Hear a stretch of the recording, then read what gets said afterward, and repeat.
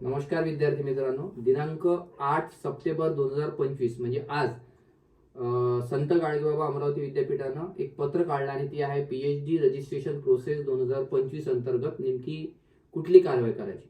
हे पत्र आल्याबरोबर बरेच विद्यार्थी पॅनिक झाले असतील, अवाक झाले असतील, नेमकं आता काय करायचं. आणि विद्यापीठांना वेगळ्या प्रकारची जी माहिती दिली आहे ती सगळी मराठीत हे पत्र आहे मित्रांनो.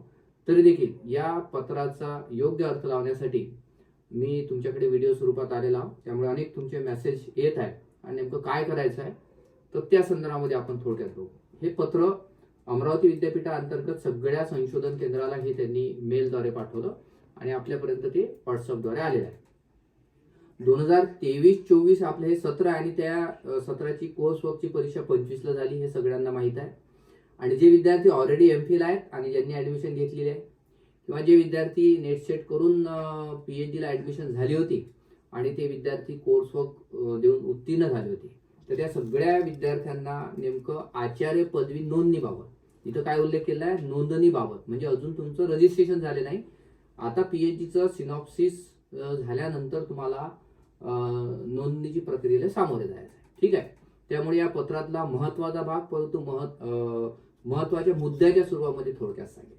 सगळ्यात महत्वाचं काय की या पत्रान्वये जे विद्यार्थी प्रामुख्यानं कोर्स वर्कला पात्र ठरले, कोर्स वर्कची परीक्षा पास झाले, तर आता त्यांनी एक निर्देशन दिलेलं आहे की 41/2025च्या क्लॉज 10 मध्ये अप्रुव्हलसाठी रिसर्च प्रपोजल जे आहे सिनॉप्सिस ते त्यांनी सादर करायला पाहिजे होते. परंतु विद्यापीठ त्याची एक प्रकारे आज जे पत्र काढलं तसं ते पत्र काढत असते आणि त्यानंतर सगळे संशोधन केंद्र प्रमुख, मार्गदर्शक आणि विद्यार्थी आपापल्या प्रक्रियेमध्ये सामील होत असतात.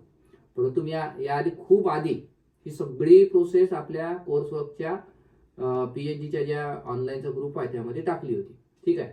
विषय कसा बघावा, त्याच्या लिंक्स कुठल्या आहेत याविषयी मी सगळं तुम्हाला ग्रुपवर सांगितलं होतं मित्रांनो.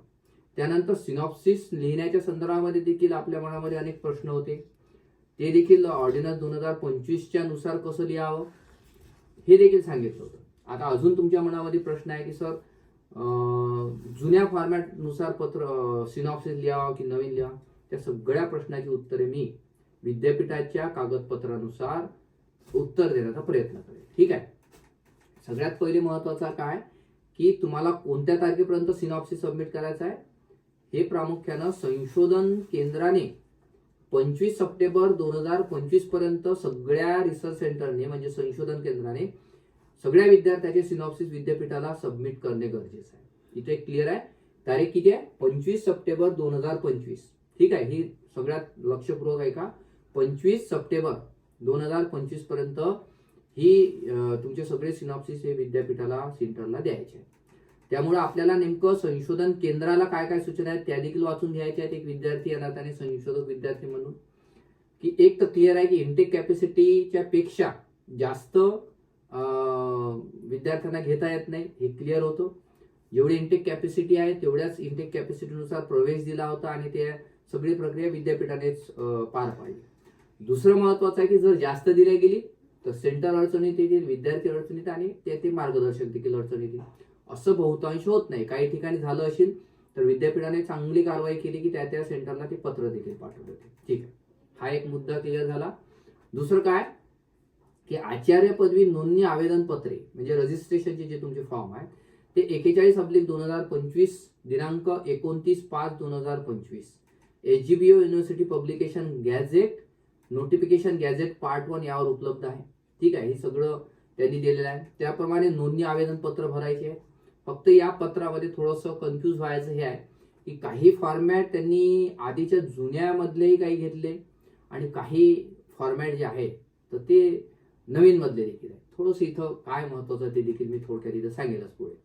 संशोधन केंद्र प्रमुख यांनी सर्वात पहिले काय करायचं आहे म्हणजे ते त्या रिसर्च सेंटरचे कोऑर्डिनेटर फॉर्मॅट A जो दिलेला आहे, मी या फॉर्मॅट A च्या संदर्भामध्ये जो सगळं याआधी एक मोठा व्हिडिओ देखील बनवलेला होता.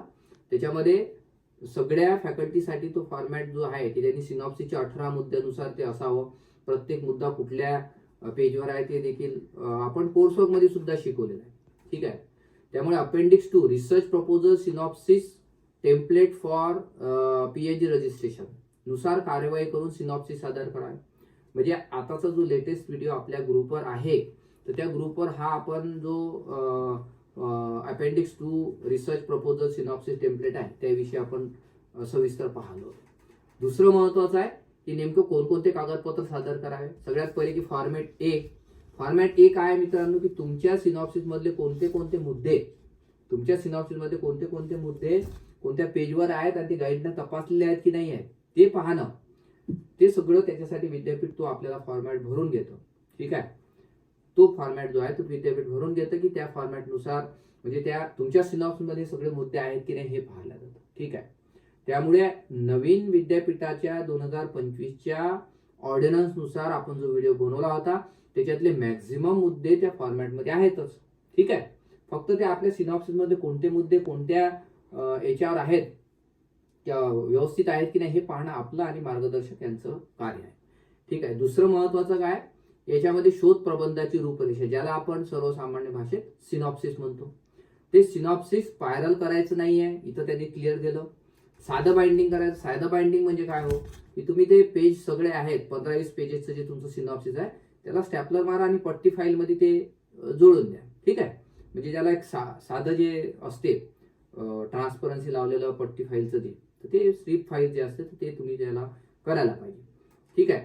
संशोधन करताना हे जे सिनॉप्सिस आहे ते एकूण प्रामुख्याने 7 कॉपीमध्ये मागच्या वर्षापर्यंत मागितलं जातं. ते तुम्ही सगळे 7 कॉपीमध्येच ठेवा, कारण विद्यापीठालाही पाठवणं, त्याच्यानंतर तुमच्या सेंटरला तुमची कॉपी, गाईडची कॉपी, तर किमान ते सिनॉप्सिस 7 प्रतीमध्ये असू द्या. संशोधन करताना रजिस्ट्रेशन फॉर्मॅट जे आहे याच्यासोबत काय काय द्यायचं आहे. सगळ्यात पहिले की नोंदणी शुल्क विद्यापीठाला 3000 रुपये आहे. ते विद्यापीठाला देय आहे. तर ते विद्यापीठाला 3000 रुपये भरलेलीची पावती. आता ते डिपेंड करते की ते रिसर्च सेंटर, काही रिसर्च सेंटर सगळ्या विद्यार्थ्याचे सेंटरला भरतात, तर काही जे सेंटर आहेत ते आपल्या विद्यार्थ्याला तिथं जाऊन ती पावती फाडून आणावं लागते आणि त्या सिनॉप्सिस सोबत जोडावं लागते. हे इथं क्लिअर आहे. ठीक आहे. त्यामुळे या रजिस्ट्रेशन फॉर्मॅट मधील अनुक्रमांक 10 ABC मधील सर्व दस्तावेज प्रामुख्याने सत्यप्रती जोडाव्यात. म्हणजे या पत्रामध्ये खाली जे दिले आहेत की नेमकं तुमची मार्कशीट वगैरे सगळे मी पुढं जाईल त्याच्याकडे. त्यानंतर अपेंडिक्स 13 RAC रिपोर्ट. प्रत्येक रिसर्च सेंटरने रिसर्च ॲडव्हायझरी कमिटी जी आहे त्या रिसर्च ॲडव्हायझरी कमिटीने एक प्रत्येक विषयातला एक्सपर्ट आणून त्या ठिकाणी जो आहे बाह्य परीक्षक ते आणून त्यांच्याकडनं ते सिनॉप्सिस तपासून घेऊन ते आता कमिटीचं सगळं जे आहे सही शिक्का वगैरे करून ते सगळं RACचा जो रिपोर्ट आहे तो अपेंडिक्स 13 जो आहे तो RACचा रिपोर्ट हा जोडावा. ठीक आहे. हे सगळे जे फॉर्मॅट आहे तुम्हाला ग्रुपवर येऊन जातील त्या व्हिडिओच्या लगेच नंतर. त्यानंतर इथं महत्वाचं आहे की तुमचा जो सिनॉप्सिस आहे तर तो प्लेजरिझम रिपोर्ट सोबत असावा. आता प्लेजरिझम रिपोर्ट सोबत असावा म्हणजे नेमकं काय, की सिनॉप्सिसला प्लेजरिझम रिपोर्ट असतो काय, हा असतो. वाङ्मय शौर्य जे आहे नसल्याचं प्रमाणपत्र ते विद्यापीठामध्ये जाऊन 500 की 1000 जास्तीत मला वाटते 500 आहे. 500 रुपयाची ते पावती जी आहे 1000 किंवा 500ची ती पावती फाडून तुमचं सिनॉप्सिस तयार झालं असेल तर सिनॉप्सिस तयार होऊन लगेच तुम्हाला विद्यापीठामधून त्याची ते हे काढून घ्या, त्याचा प्लेजरिझमचा रिपोर्ट काढून घ्या आणि तो तुम्हाला सिनॉप्सिस सोबत जोडायचा आहे. दुसरं महत्वाचं काय तुमचं पीजीची मार्कशीट, ज्यांचं नेट सेट असेल नेट सेट, एमफिल असेल एमफिल, आणि तुमचं पेट असेल तर पेटची मार्कशीट, त्यानंतर त्याचं सर्टिफिकेट. ह्या सगळ्या ज्या बाबी आहेत ह्या लागेल. याची सत्यप्रती तुम्हाला जोडायची आहे. संशोधन करता म्हणजे तुम्ही जर नोकरी करत असणार तर तुम्हाला त्याचं काय यायचं नो ऑब्जेक्शन सर्टिफिकेट. तुम्ही ज्या ठिकाणी नोकरी करता त्याचं एक सिंपल नो ऑब्जेक्शन सर्टिफिकेट की हा कॅन्डिडेट या रिसर्च सेंटरवर PhD करता, त्याकरता आमची काही हरकत नाही, असं सिंपल 5-6 ओळीचं पत्र तुम्हाला यासोबत जोडायचं आहे जे विद्यार्थी नोकरी करत आहेत. ठीक आहे. त्यानंतर कोर्स वर्कची जे तुम्ही पास झाले तर तुम्हाला मार्कशीट मिळालेली आहे त्याची तुम्हाला सत्यप्रत जोडायची आहे, म्हणजे झेरॉक्स जोडायची आहे. आणि निदेश क्रमांक डायरेक्शन 41/2025 मधील फॉर्म 5 जो अंडरटेकिंग प्लेजरिझम सोबत जोडायचा आहे. त्याच्यामुळे जो प्लेजरिझमचा रिपोर्ट आहे तो तुम्हाला त्याच्यासोबत जोडायचा आहे. आणि ह्या सगळे जे डॉक्युमेंट आहे त्याला एक फाईल कव्हरसह एक स्वतंत्र फाईल तयार करायची. म्हणजे सगळ्या डॉक्युमेंटची एक फाईल आहे, तुमचे सिनॉप्सिस राहते. हे सगळं तुम्ही आपलं सगळं तयार करा. आणि इथं बघा इथं दिलेलं आहे की उर्वरित सिनॉप्सिसच्या 6 प्रती म्हणजे एकूण 7 प्रती सादर करावे. मी आधी म्हटलं होतं की सगळं जे आहे तर ते तुम्हाला सिनॉप्सिसच्या 7 प्रती आणि सगळ्या डॉक्युमेंटच्या जे आहेत तर त्या सगळ्या एक एक प्रती असं तुम्हाला जोडायचं आहे. ठीक आहे. त्यानंतर शोध प्रबंधाची रूपरेषा, ज्याला आपण सिनॉप्सिस म्हणतो, हे तयार करताना जे 41/2025 म्हणजे आपल्या याच ग्रुपमध्ये जो व्हिडिओ आहे, त्या व्हिडिओमध्ये जो पहिलं पेज कसं असावं हे मी तुम्हाला सांगितलं आहे. तर त्या पहिल्या पेज प्रमाणेच आपलं पेज तयार करावं सिनॉप्सिसचं, मग इंडेक्स तयार करावा आणि मग बाकीचे मुद्दे हे मी आधी सांगितलं. त्याच्यामुळे आपलं नाव, आपल्या गाईडचं नाव, कॉलेज कोड विसरायचं नाही, कॉलेज कोड टाकायचं आहे, सेंटर आपलं जे आहे त्या सेंटरचं पूर्ण नाव टाकायचं आहे, तुमचं शैक्षणिक वर्ष ते टाकायचं आहे. ठीक आहे. हे सगळं त्याच्यामध्ये देणं गरजेचं आहे. तुम्ही ज्या संशोधन केंद्रावर प्रवेशित झालेले आहात तर त्याच संशोधन केंद्राचा क्रमांक आपला आहे की नाही हे सेंटर कोऑर्डिनेटरला विचारून टाका. ठीक आहे. त्यानंतर संशोधन केंद्र यांनी विषयनिहाय संशोधनकर्त्याची यादी, शोध प्रबंध रूपरेषा सोबत रजिस्ट्रेशन रिसिप्ट, नोंदणी शुल्क म्हणजे प्रत्येक विद्यार्थ्याचं जे रजिस्ट्रेशनचं 3000 शुल्क आहे त्याची पावती आणि अनुक्रमांक 5 नुसार म्हणजे याच पत्रामध्ये दिलेला आहे 7 प्रतीसह आपापल्या म्हणजे आपल्या स्तरावर तपासणी करावी. आणि विद्यापीठामध्ये त्यांनी काय सांगितलेलं आहे 30/9 पर्यंत, विद्यापीठामध्ये 30 सप्टेंबर 2025, आता आजच्या तारखेपर्यंत तरी देखील ही तारीख दिली आहे पत्रामध्ये की 30 सप्टेंबर येणाऱ्या 30 तारखेपर्यंत हे सगळे डॉक्युमेंट सिनॉप्सिससह आपल्याला सादर करायचे आहेत. त्यामुळे सिनॉप्सिसच्या संदर्भामध्ये नेमकी मी नेहमी अपडेट देत गेलो, विषय निवडायच्या संदर्भात अपडेट देत गेलो, व्हिडिओ देखील टाकला. ते सगळे विद्यार्थ्यांनी पाहायला असेल त्या तयारीमध्ये आपण असणार. संशोधन केंद्र प्रमुख यांनी काय करायचं आहे की सगळे कागदपत्र पडताळून ते सगळं चेक करायचं आणि चेक केल्यानंतर ते विद्यापीठाला पाठवायचं. जर काही अडचणी असल्या, जर त्या नियमानुसार केलं नाही त्याला जबाबदार जेवढा विद्यार्थी तेवढं रिसर्च सेंटर देखील आहे, हे महत्वाचं. त्यामुळे आपण आपले ॲज अ विद्यार्थी म्हणून आपण ती सगळी काळजी घ्यावी मित्रांनो. ठीक आहे. तर अधिसूचना जी आहे 14/11/2024 काही ऑर्डिनन्सची त्यांनी रेफरन्स इथे दिलेले आहे की प्रामुख्यानं प्रत्येक संशोधनकर्त्याकडून विद्यापीठ प्रतिवर्ष 1000 रुपये शुल्क घेते. हे 2024चं पत्र आहे आणि या 2024च्या पत्राने सांगितलं. त्यामुळे प्रत्येक विद्यार्थ्याची प्रति स्टुडंट 1000 वार्षिक शुल्क विद्यापीठात द्यायचं आहे. त्यामुळे आता जे विद्यार्थी आपले जे विद्यापीठाला जे विद्यार्थ्याचं रजिस्ट्रेशन शुल्क 3000 वेगळं आणि हे 1000 प्रति विद्यार्थी हे वेगळं आहे. त्यामुळे हे लक्षात ठेवायचं. हे सगळं विद्यापीठामध्ये जमा करायचं आहे आणि हे भरलेली रक्कम शुल्क पावतीची प्रत सोबत जोडावी असं त्यांनी दिलेलं आहे.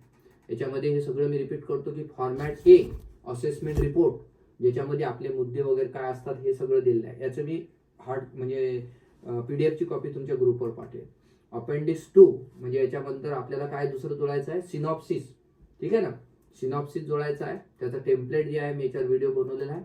रजिस्ट्रेशन फॉर्मॅट आणि अपेंडिक्स 16 जो 2025च्या ऑर्डिनन्सनुसार मी व्हिडिओमध्ये सांगितलं होतं कव्हर पेज कसं असावं सिनॉप्सिसचं ते. त्यानंतर अपेंडिक्स 13 RSC रिपोर्ट, RSC रिपोर्टचा फॉर्मॅट दिलेला आहे. तो फॉर्मॅट जो आहे तो तुमच्या ग्रुपवर आहे. मी आता तो जो टाकलेला आहे तो बघा, तो RSCचा फॉर्मॅट. आणि फॉर्म 5 जो ऍडमिशनचा फॉर्म आहे तो जो अंडरटेकिंग प्लेजरिझमचा आहे तो जोडायचा आहे. आणि नंतर हे सगळं तुम्हाला म्हणजे तुम्ही तर मी म्हणतो आता 30 तारीख त्यांनी दिलेली आहे तर तुम्ही हे सगळं या आठवड्यामध्ये पूर्ण करा आणि जेणेकरून त्या रिसर्च सेंटरला ती सगळी सुविधा होईल की जेणेकरून ते वेळेत विद्यापीठामध्ये पाठवतील. ठीक आहे. त्यामुळे शेवटच्या तारखेचा विचार न करता ज्यांनी अद्यापर्यंत सिनॉप्सिस लिहायला सुरुवात नाही केली ते विद्यार्थी सिनॉप्सिस लिहायला त्यांनी सुरुवात करावी. काही अडचण असल्यास जे मी आधी सांगितलं होतं की तुम्ही या नंबरवर संपर्क करा काही अडचण असल्यास आणि आपल्या मार्गदर्शकांच्या मार्गदर्शनाअंतर्गतच तो सिनॉप्सिस तयार करा. काही अडचणी असल्यास तांत्रिक असल्यास तर त्याच्यामध्ये आम्ही तुम्हाला जरूर मदत करू. धन्यवाद.